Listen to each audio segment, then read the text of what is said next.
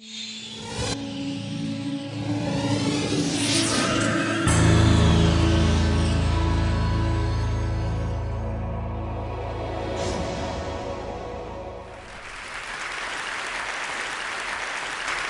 often do we hear that people just don't care?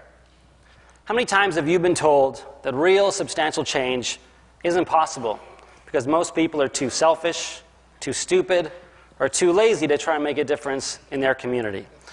I propose to you today that apathy as we think we know it doesn't actually exist, but rather that people do care, but that we live in a world that actively discourages engagement by constantly putting obstacles and barriers in our way. And I'll give you some examples of what I mean. Let's start with City Hall. You ever seen one of these before? This is a newspaper ad. It's a notice of a zoning application change for a new office building, so the neighborhood knows what's happening. As you can see, it's impossible to read. You need to get halfway down to even find out which address they're talking about, and then further down in tiny 10-point font to find out how to actually get involved. Imagine if the private sector advertised in the same way. If Nike wanted to sell a pair of shoes and put an ad in the paper like that. Now, that would never happen. You'll never see an ad like that because Nike actually wants you to buy their shoes. Whereas the City of Toronto clearly doesn't want you involved with the planning process, otherwise their ads would look something like this, with all the information basically laid out clearly. As long as the city's putting out notices like this to try and get people engaged, then of course people aren't going to be engaged. But that's not apathy, that's intentional exclusion. Public space. The manner in which we mistreat our public spaces is a huge obstacle towards any type of progressive political change because we've essentially put a price tag on freedom of expression.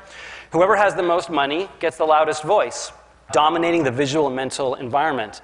The problem with this model is that there's some amazing messages that need to be said that aren't profitable to say. So you're never going to see them on a billboard. The media plays an important role in developing our relationship with political change, mainly by ignoring politics and focusing on celebrities and scandals. But even when they do talk about important political issues, they do it in a way that I feel discourages engagement. And I'll give you an example. The Now magazine from last week, Progressive Downtown Weekly in Toronto. This is the cover story. It's an article about a theater performance, and it starts with basic information about where it is, in case you actually want to go and see it after you've read the article. Where, the time, the website. Same with this. It's a movie review, an art review, a book review, where the reading is in case you want to go. A restaurant, you might not want to just read about it, maybe you want to go to the restaurant, so they tell you where it is, what the prices are, the address, the phone number, etc. Then you get to their political articles. Here's a great article about an important election race that's happening, talks about the candidates, written very well, but no information, no follow-up, no websites for the campaigns, no information about when the debates are, where the campaign offices are. Here's another good article about a new campaign opposing privatization of transit without any contact information for the campaign. The message seems to be that the readers are most likely to want to eat, maybe read a book, maybe see a movie, but not be engaged in their community. And you might think this is a small thing, but I think it's important because it sets a tone and it reinforces the dangerous idea that politics is a spectator sport. Heroes. How do we view leadership? Look at these 10 movies. What do they have in common? Anyone? They all have heroes who were chosen. Someone came up to them and said, "You're the chosen one. There's a prophecy. You have to save the world." And then someone goes off and saves the world because they've been told to, with a few people tagging along.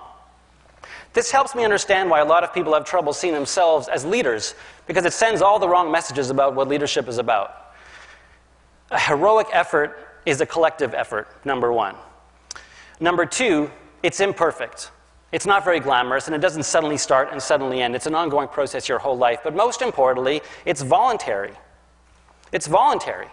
As long as we're teaching our kids that heroism starts when someone scratches a mark on your forehead or someone tells you that you're part of a prophecy, they're missing the most important characteristic of leadership, which is that it comes from within. It's about following your own dreams uninvited, and then working with others to make those dreams come true. Political parties, oh boy. Political parties could and should be one of the basic entry points for people to get engaged in politics. Instead, they've become, sadly, uninspiring, and uncreative organizations that rely so heavily on market research and polling and focus groups that they end up all saying the same thing, pretty much regurgitating back to us what we already want to hear at the expense of putting forward bold and creative ideas. And people can smell that, and it feeds cynicism.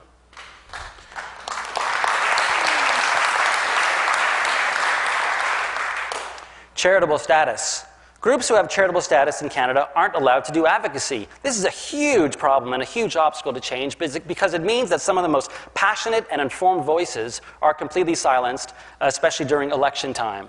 Which leads us to the last one, which is our elections.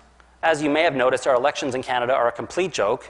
We use out-of-dated systems that are unfair and create random results. Canada is currently led by a party that most Canadians didn't actually want. How can we honestly and genuinely encourage more people to vote when votes don't count in Canada? And you add all this up together, and of course people are apathetic. It's like trying to run into a brick wall. Now, I'm not trying to be negative by throwing all these obstacles out and explaining what's in our way. Quite the opposite. I actually think people are amazing and smart and that they do care.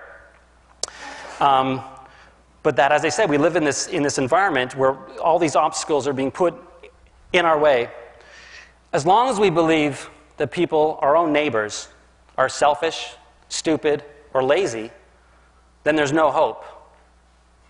But we can change all those things I mentioned. We can open up City Hall. We can reform our electoral systems. We can democratize our public spaces. My main message is, if we can redefine apathy, not as some kind of internal syndrome, but as a complex web of cultural barriers that reinforces disengagement, and if we can clearly identify what those obstacles are, and then if we can work together collectively to dismantle those obstacles, then anything is possible. Thank you.